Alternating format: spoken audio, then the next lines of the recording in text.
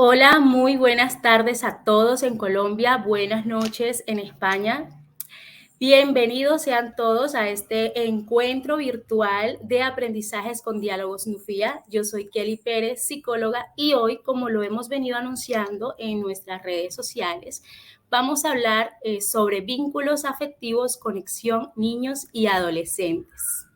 También recordarles que Nufía es una organización que busca ayudar a los niños en extrema pobreza y creando sensibilidad social en la comunidad.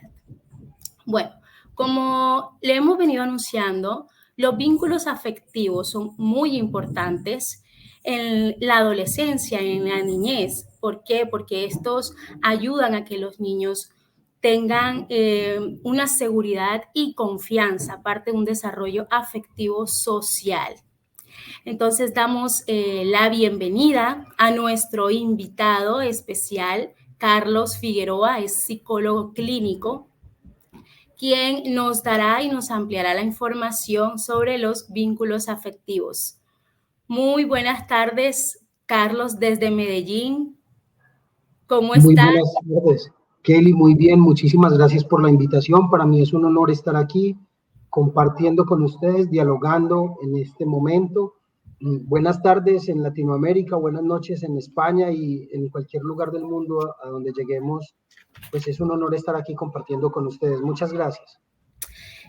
Carlos, cuéntanos un poco de cómo se crean estos vínculos afectivos desde la niñez. Bueno, muy bien. Imagínense que hay un montón de ciencia nueva que dice que los vínculos empiezan a gestarse antes del nacimiento incluso. Investigaciones sobre el efecto Mozart en los niños con la estimulación adecuada y un montón de referentes que vienen promoviendo el vínculo y ejercicios de los padres, háblele al niño, acaricie el vientre de la madre, que sienta el contacto. Parece que viene desde antes del nacimiento. Ahora, a partir del nacimiento empieza a darse como si fueran los niños unos recipientes y nosotros empezamos como a meterlos, a llenarlos, a depositarles nuestros sueños, nuestras formas de ver el mundo, nuestra voz. Aunque no nos demos cuenta, nuestra voz cambia cuando nos referimos a los bebés, el acercamiento. Y digamos que el vínculo empieza a gestarse eh, en la interacción con ellos, ¿cierto? Ahora, ¿cuándo empieza a volverse un poco más importante? Por allá el segundo año, según los psicólogos de la psicología dinámica, empieza a gestarse la norma, pero ya ha venido una interacción con los padres.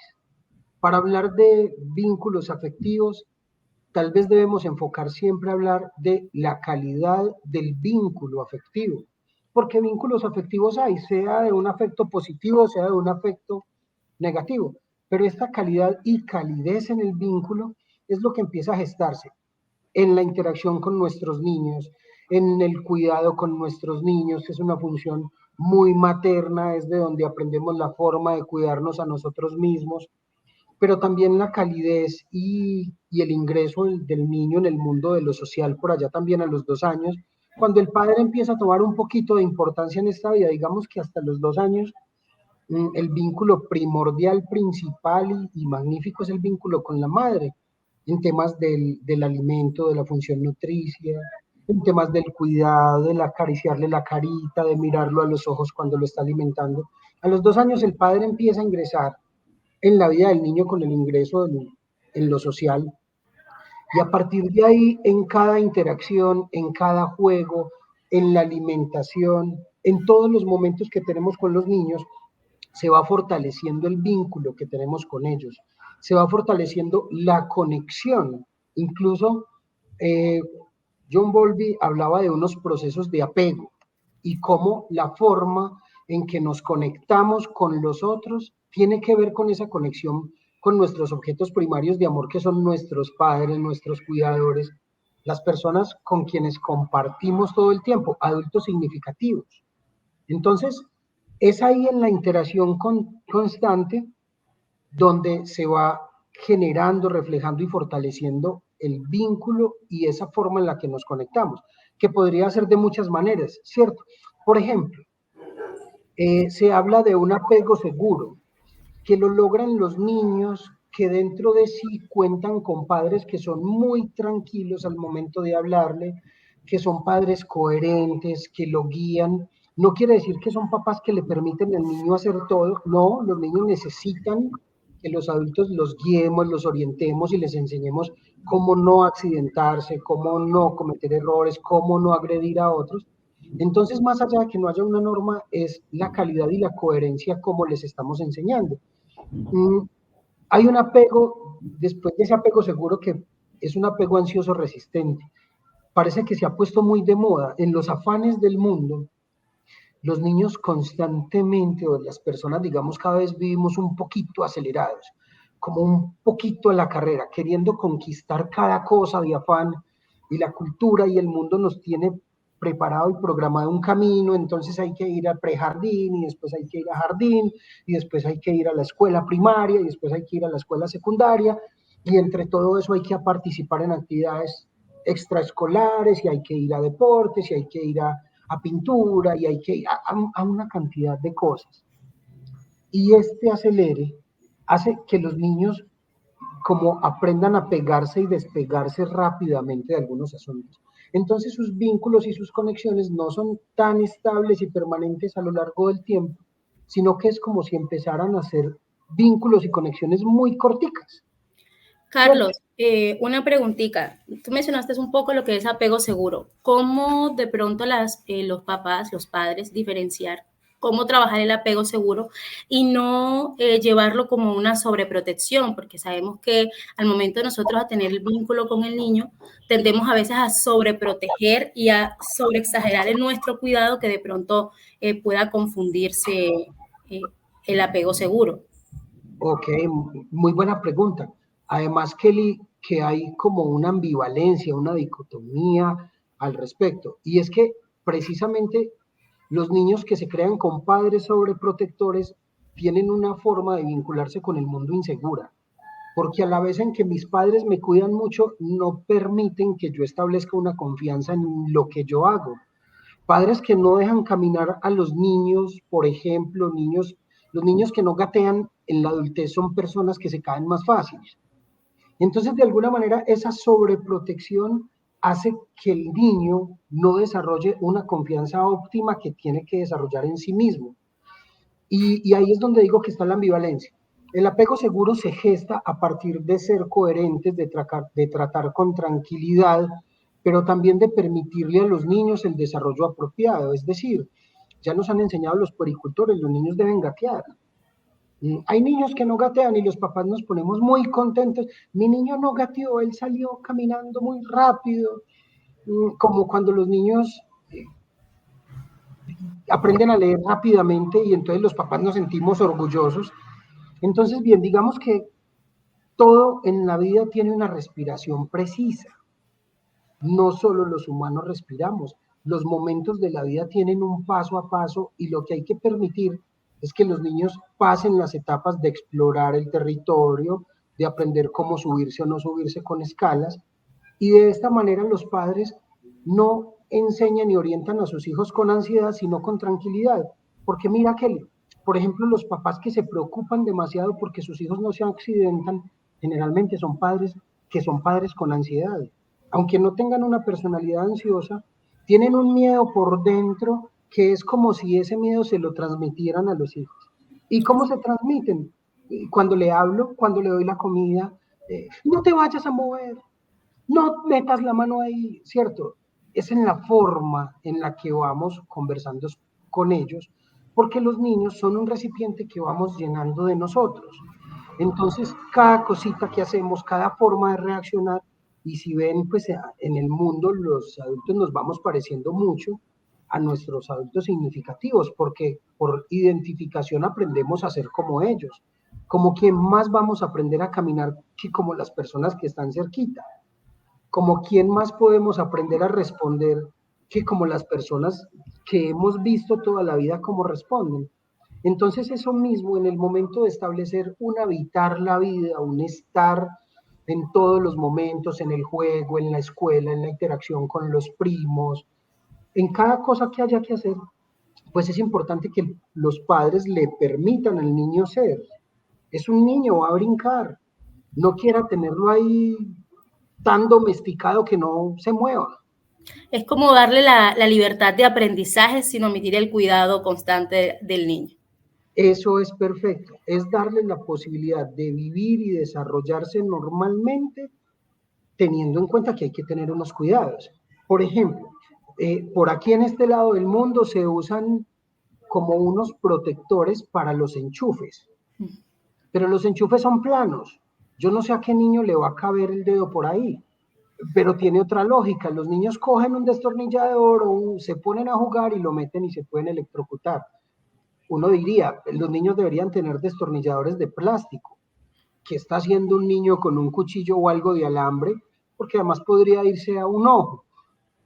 Los niños cuando están pequeños se llevan muchas cosas a la boca, están en el desarrollo de su fase oral, entonces juguetes muy pequeños no deberían tenerlos en las manos.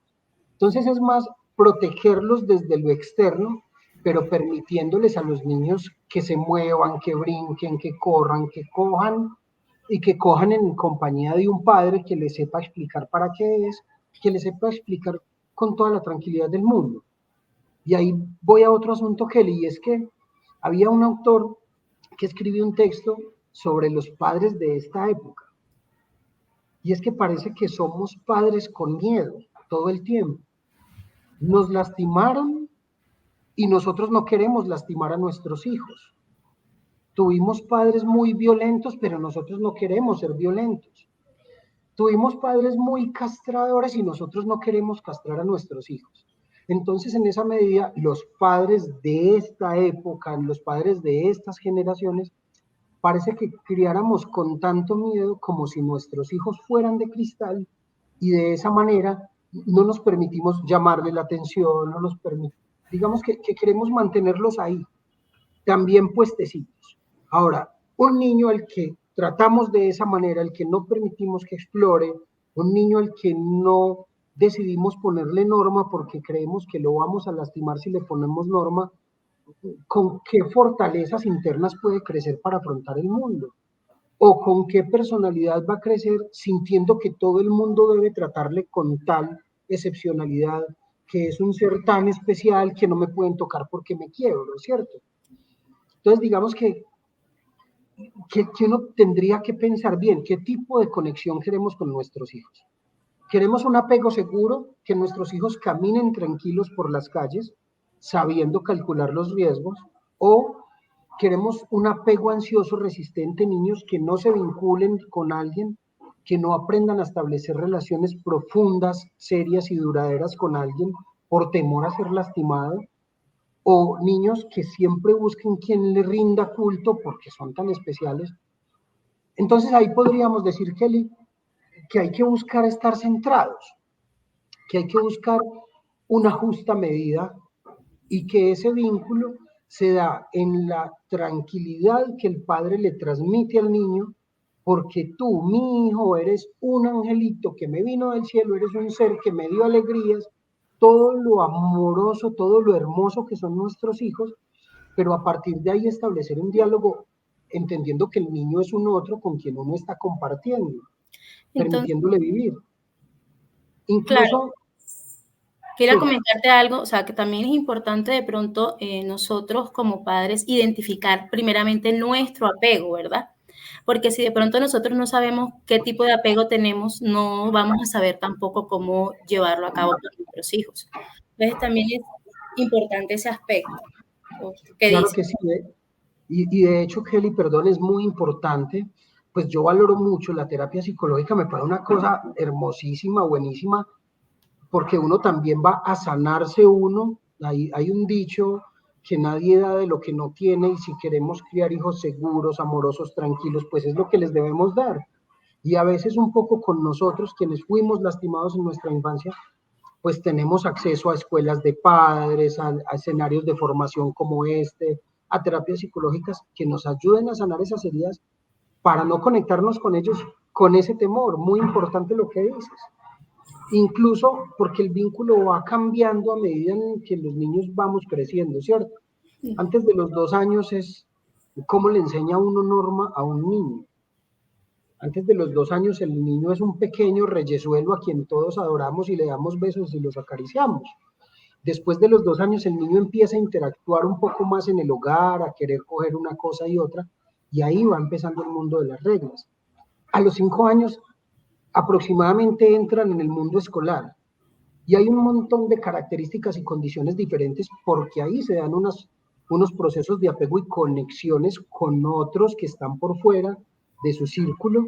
Y si pensamos en la adolescencia, las conexiones son diferentes.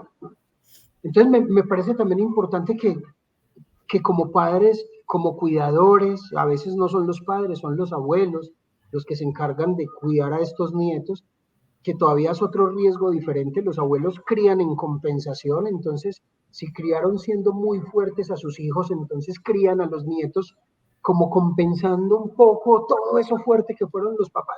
¡Wow!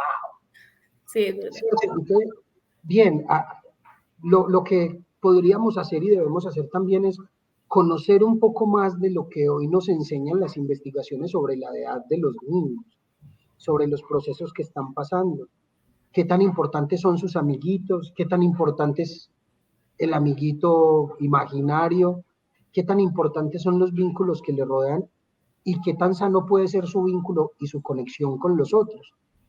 Por ejemplo, los profesores, las profesoras se convierten en un adulto significativo que muchas veces compensa las carencias del hogar. Es decir, niños a quienes en su hogar no les han puesto norma, termina siendo la docente quien ejerce una reestructuración de la norma, al menos en esos contextos donde los niños se desempeñan. Y no sé si han visto que, por ejemplo, en este contexto se vive mucho que los niños están con sus cuidadores, se manejan muy bien, son lo más juicioso y cuando llegan los padres, los niños estallan, pero estallan por muchas cosas, estallan porque ese ser amado que es como un pedacito del corazón, pues recién llegó y entonces la alegría se desborda.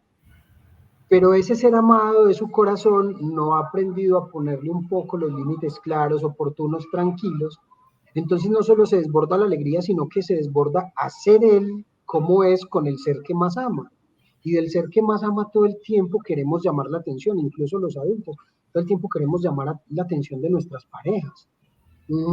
¿Es enfermo, es patológico? Pues no, es que estamos enamorados y los niños están enamorados de sus adultos, de los seres con quienes todo el tiempo están. Entonces tratan de llamar la atención jugando, tratan de llamar la atención gritando, tratan de llamar la atención brinconeando y mostrándoles todo eso que comparten. A veces los padres llegamos muy agotados y no queremos escuchar gritos, ni brinconeos, ni eso, pero son niños, son nuestros hijos. Habría que hacer un esfuercito extra por procurar una vez más esa conexión en la que miro a mi hijo físicamente a los ojos, le hago saber que le estoy prestando atención, incluso si estoy muy cansado, le comparto que estoy muy cansado, te presté atención, hijo, voy a descansar un ratico y volvemos a conectarnos y volvemos a jugar, porque incluso ellos saben y pueden participar de él. No transmitirle las preocupaciones, pero sí promover que esos escenarios y esos momentos que podemos compartir con ellos tengan mucha calidez, tengan muy buena y muy sano el vínculo, la interacción y los momentos, para que además no se vuelva que los papás llegamos muy cansados, irritables, 2 horas de tráfico, los problemas de la oficina, los problemas de mi trabajo, y entonces llego irritado a gritar donde puedo gritar, ¿cierto? El apego seguro, tranquilo y la conexión tranquila con los padres hace que los niños tengan un desarrollo muchísimo más óptimo.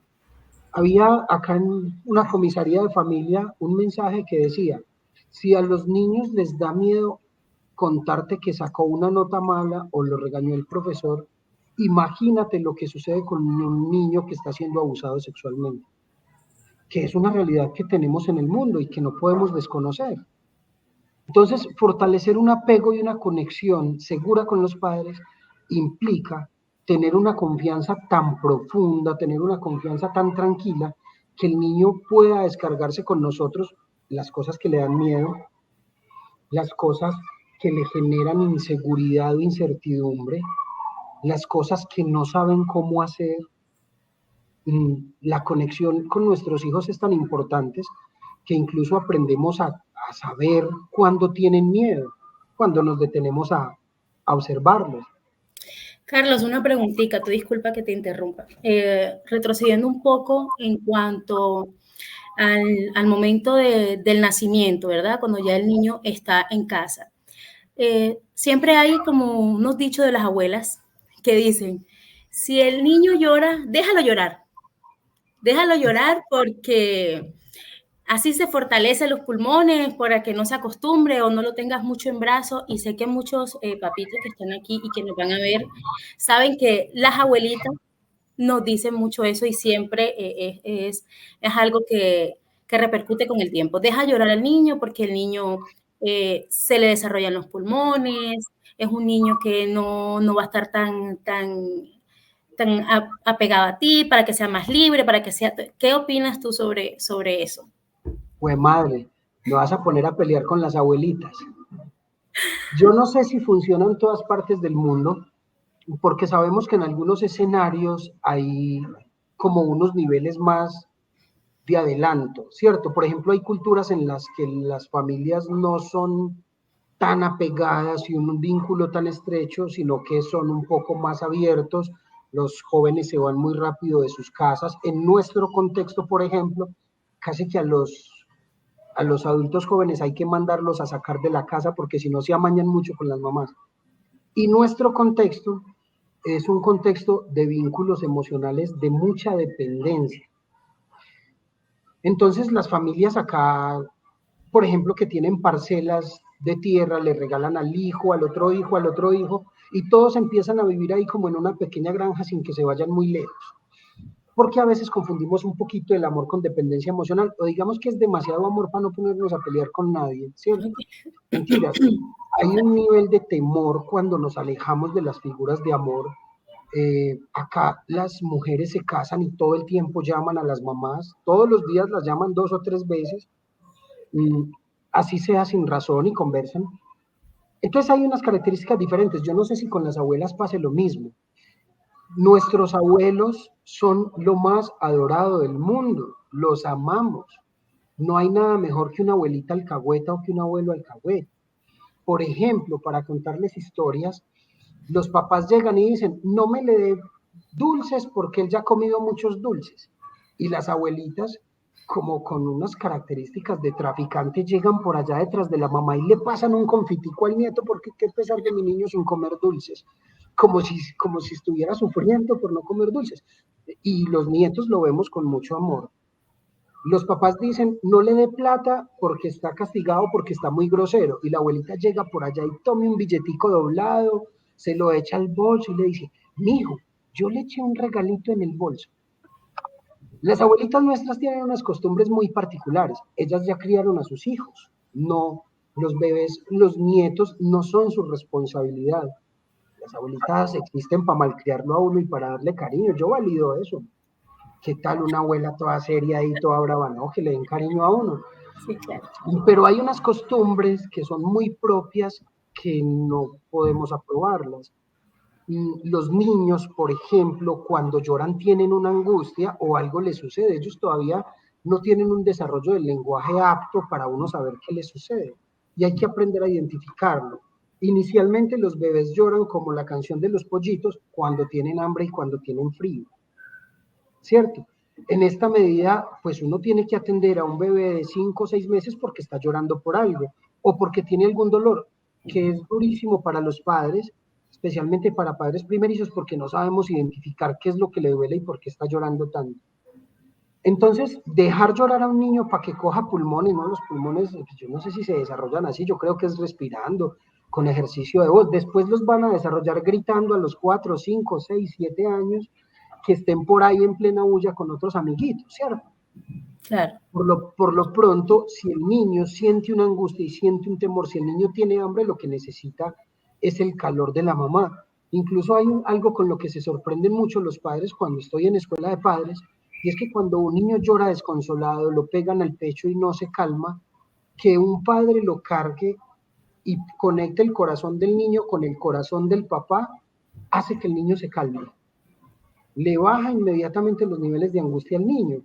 Y recuerden que los seres humanos tenemos un funcionamiento como neuronal, cerebral, nuestra psique no tiene particularmente una estructura como lógica matemática en la que 2 por 2 es 4.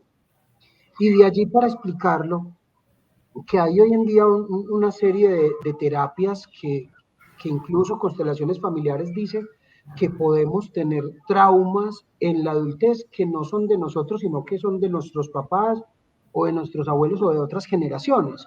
¿Yo cómo lo explico? Es que a veces en la vida lo que vemos hoy es un globo de helio y vemos el globito rojo, naranjado, verde o amarillo, pero debajo de nuestra vida, por allá en la infancia, está amarrado el hilo que sostiene ese globo de helio. Y a veces eso que hay ahí abajo son heridas, son rupturas, son momentos de angustia inimaginable que tiene el niño por cualquier situación. Por ejemplo, un niño está durmiendo y su madre sale de la habitación cerca de los 2 años, donde el niño está pasando por una fase en la que se siente parte de su madre, pero se despierta y su mamá no está. El niño se despierta muy angustiado, muy asustado. Es un temor horrible porque es una sensación de abandono y no podríamos pensar en déjelo llorar para que coja pulmones y para que aprenda a ser berraco y guapo. Berraco por aquí significa fuerte, y para que aprenda a ser fuerte porque no, el niño está pasando por una angustia imaginable. Entonces lo que hay que ir es cogerlo, darle un abrazo, aquí estoy, estaba en la cocina y seguramente lo lleva a la cocina y lo descarga a su lado y el niño se calma, porque ya encontró eso que le hacía falta. A nivel afectivo, nosotros tenemos muchos supuestos. Hay unos dichos que han hecho mucho daño a las generaciones.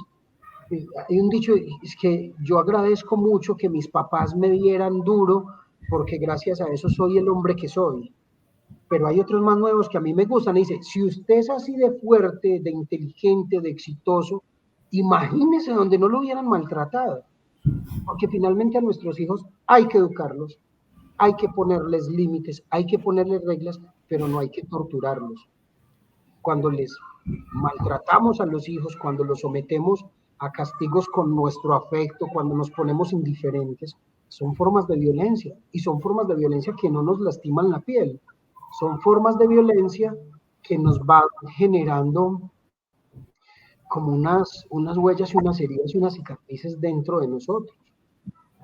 Y ahí es donde se generan esos nudos que hay que ir a veces a soltar en terapia por allá abajo y que como no los recordamos, entonces nos demoramos un montón de tiempo pensándolos y sintiéndolos y demás. Muy lindas las abuelitas, que nos sigan malcriando todos los nietos, que les den cositas, dulces, mecato, por ahí al escondido para que no desautoricen la norma de sus papás. Pero incluso también hay que decir, Kelly, que gran parte de estos abuelos tan amorosos le ayudan a uno a generar un vínculo de confianza con el mundo. Porque finalmente hay teorías que dicen que eso que vivimos en los primeros 5 o 6 años de vida se reproduce constantemente el resto de nuestra existencia. Y basados en esos vínculos con unas abuelas amorosas, se multiplica y se tiene una posibilidad de establecer una relación de confianza con el mundo. Ahora, vámonos un poquito para la adolescencia, porque la cosa cambia. Hay que saber en qué están nuestros niños. Primera etapa, construyen como su ser psíquico, un nacimiento psicológico, donde aprenden que yo soy diferente de mi mamá, que soy autónomo, que tengo ganas, que tengo energía, un montón de cosas. Y empieza a desarrollarse ese niño cada vez más, pero llega la preadolescencia. Y ahí sí se formó. Y ahí sí se formó porque hay unos cambios tremendos en los que muchos padres perdemos la conexión con nuestros hijos. Y es importante relacionarlo porque es como si fuera una segunda oportunidad para establecer una estructura buena, de confianza, sólida y tranquila en el mundo. Tranquila no es no aprender a ver los riesgos. No voy a ir a caminar en un lugar donde las noticias dicen que roban a medianoche solo y con artículos que me pueden robar. No voy a confiar en estos grandes estructuras económicas del mundo que aparecen temporalmente y se quieren. Hay que aprender a medir riesgos. Ahora, ¿qué pasa en la adolescencia? Los teóricos dicen que la adolescencia es una etapa de inestabilidad estable. Qué cosa tan rara. Esos son los adolescentes, ambivalencia por todas partes. Es decir, una etapa de inestabilidad todo el tiempo. Entonces los adolescentes no, aprendemos a verlos sin recordar que nosotros fuimos adolescentes y pasamos por ahí. Entonces los adolescentes aman a sus padres, quieren todo el amor de sus padres, ay, pero no me lo demuestre mucho. ¿Quieres comer? No, y sirven la comida para todos y dicen, pero ¿por qué no me comiste? Y tienen un sentimiento de exclusión adentro aterrador. Es una cosa tremenda. Los adolescentes empiezan a construir un propio sistema normativo, entonces tienen que romper las reglas tradicionales. Y entonces van haciendo que haya un choque permanente con los padres, con los abuelos, que empiezan a sentir y a creer que el niño ya se cree muchas cositas, que este ya se cree muy grande, y los adolescentes empiezan a explorar un montón de cosas por el mundo. Es muy complejo, es, digamos, un momento en el que la conexión, paradójicamente, debe ser más fuerte, como ese adagio chino, ámame cuando menos me lo merezca, porque es cuando más lo necesita. Los adolescentes tienen ambivalencia, están inseguros, es una etapa de mucha inseguridad, su cuerpo está desarrollándose, los asusta un poco, están muy sometidos al juicio externo, se vuelven muy importantes sus pares, las opiniones de la calle, pero además de manera natural los están criticando mucho, entonces pasan una etapa muy dura, de muchos altibajos emocionales, hay una depresión normal en la adolescencia, no normal porque sea depresión, es normal porque nos da, porque nos pasa, porque ahí estamos, tan duro que muchas parejas tienen una crisis de pareja cuando un hijo entra en la adolescencia. Ahí nuevamente se necesita sabiduría de los padres que aprendan por qué es eso que están pasando sus hijos para aprender cómo acompañarlos, para aprender a dejarlos un poco ser con su inestabilidad. Pero entonces sería cómo acercarse, cómo los padres acercarse a ese niño que de pronto, a ese adolescente que está pasando por esa etapa, se podría decir también como de rebeldía, en la que si el papá le dice, cuéntame cómo está, y te diga, no quiero hablar de eso, y le cierra la puerta y se cierra, ¿cómo el padre poder acercarse y generar esa confianza con el adolescente? Claro. ¿Cómo te fue en el colegio? Bien. Mentiras, lo rechazaron 5 amigos, pasó un momento doloroso. Bien, ¿cómo se pueden acercar los padres? Lo primero que habría que hacer es lo mismo que tú nombraste ahora, y es saber un poco cómo es la adolescencia. Y la mejor forma de saberlo es tratar de recordar un poco los momentos por los que pasé. Todos los adolescentes de todas las generaciones vivimos críticas. La música está muy duro, a todos los adolescentes les gusta escuchar la música dura, a los de todas las épocas. Esa música tan maluca, en todas partes del mundo hay críticas con la música actual de los adolescentes, pero también lo fue en la época del tango y en la época del rock y en todas las épocas. Acercarse un poquito como padres, recordar un poco eso que viví, recordar que fuimos traviesos y que está bien serlo, que estuvo bien ser travieso. Casi todos recordamos la mejor época del mundo, la adolescencia, donde no teníamos grandes responsabilidades, pero sí teníamos unos momentos espectaculares con los amigos. Y hay que saber y conocer el contexto. Por ejemplo, los amigos empiezan a valer mucho en la adolescencia, porque todos están pasando por lo mismo, todos reciben críticas de los padres, de los tíos, de los abuelos, todos están explorando un cuerpo nuevo, todos empiezan a conocer de una sexualidad, digamos, más adulta, todos están pasando por esto. Que los padres aprendan a saber cómo es un adolescente y que entiendan que él a veces va a decir que no, pero quiere que sí, y que muchos días se va a poner triste. Cuando hablo sobre norma con los padres, yo les digo, miren, cuando somos niños, necesitamos que la norma sea, que los límites estén claros para la norma y que no se les permita a los niños salirse de ahí para que aprendan a ser obedientes, a respetar que hay unos límites en todas partes del mundo, en todos los escenarios, y que aprendan a mantenerse con unos límites claros y duraderos. ¿Qué es claro en nuestro contexto? Uno llega de la escuela y se quita el uniforme, eso está claro, llega y se cambia el uniforme. Duradero es que eso se mantenga, que no sea que un día sí, otro día no, termina lo de ensuciar. Claro es que no se fuma, está claro que los niños no fuman. Y duradero es que no se les permita por ciertas épocas sí fumar, que los niños no toman, pero si el niño toma no pasa nada. Eso es muy claro. Y en la infancia hay que mantener los límites claros y duraderos. En la adolescencia, los límites deben ser un poco más flexibles y deben ser construidos con los adolescentes. ¿A qué horas llego? Bueno, ¿a qué horas quieres llegar? Si está muy tarde hay que decirles, no, hijo, eso está demasiado tarde. Pero se les permite, porque como necesitan construir un propio sistema de normas, construirlo implica romper el sistema de normas tradicional y paradójicamente también los adultos que son un poco más rebeldes en la adultez son más exitosos, porque han explorado un poco más el mundo. Las mujeres, por ejemplo, que tienen más interacción con hombres en su adolescencia, que la tienen libremente, aprenden a medir la intención de los hombres en ciertas medidas, ¿cierto? Digamos que aprenden a ser más responsables con su sexualidad de adulta y por responsables no hablo de términos morales, hablo de autocuidado, hablo de protección suya, de su afecto, de su autoestima, de su espiritualidad, de su bienestar. Entonces, digamos que empezar a promover una confianza muchísimo más tranquila, empezar a tratar a nuestros niños un poco más como si fueran adultos. Los papás por acá también queremos tratar a los niños como si fueran adultos para responsabilidades, pero a veces como si fueran niños para permisos. Entonces, conocer un poco. Yo creo que habría que decir que, hombre, busquen asesoría y pregúntenle a un psicólogo del colegio, de las instituciones educativas, de las fundaciones, contraten un psicólogo y digan, bueno, mi hijo ya tiene 10 años, va a empezar a entrar en la preadolescencia. ¿Cómo es eso? ¿Qué es eso que van a vivir? Porque cuando los padres conocemos un poquito más la adolescencia de los hijos, nos parece más tranquila y más fácil y aprendemos a disfrutárnosla con ella y no la sufrimos. Cuando los hijos se vuelven rebeldes, se hacen introversión, se vuelven callados, sufrimos mucho.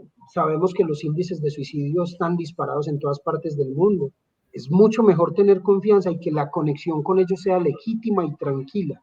Ellos necesitan equivocarse y cuando se equivoquen necesitan tener papás, no necesitan unos policías prestados en la casa. Así es. Así es, Carlos. Bueno, muchas gracias por esta información tan valiosa. Gracias por tu participación.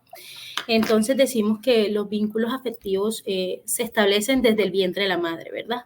Desde que la madre empieza a generar como esa conexión con el bebé y en el momento en el que nace, cómo ésta también interactúa y cómo el padre también hace parte de esa conexión con el niño a medida que va creciendo.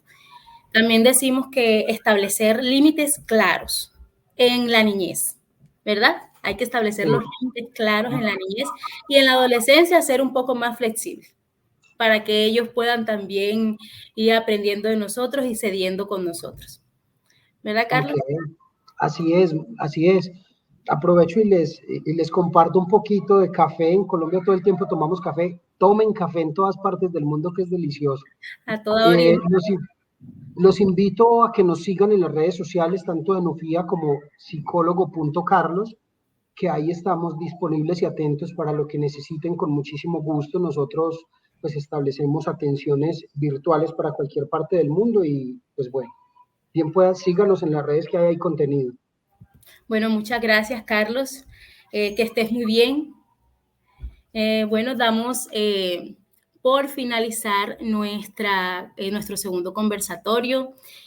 Nos place a todos que estén aquí. Muchas gracias por haber participado. También recordarles que nos sigan en nuestras redes sociales y que por favor también las compartan. Nos encuentran en nuestra página web como www.fundacionnufia.com, en nuestro TikTok e Instagram como ONG-Nufia y en Facebook como ONG Nufia. También recordarles que tendremos una próxima participación el 12 de julio a las 6 de la tarde. Estaremos hablando sobre las emociones, gestionando emociones con la doctora Laura Paul. Muchas gracias a todos, que tengan una excelente tarde y buena noche en España. Chaito.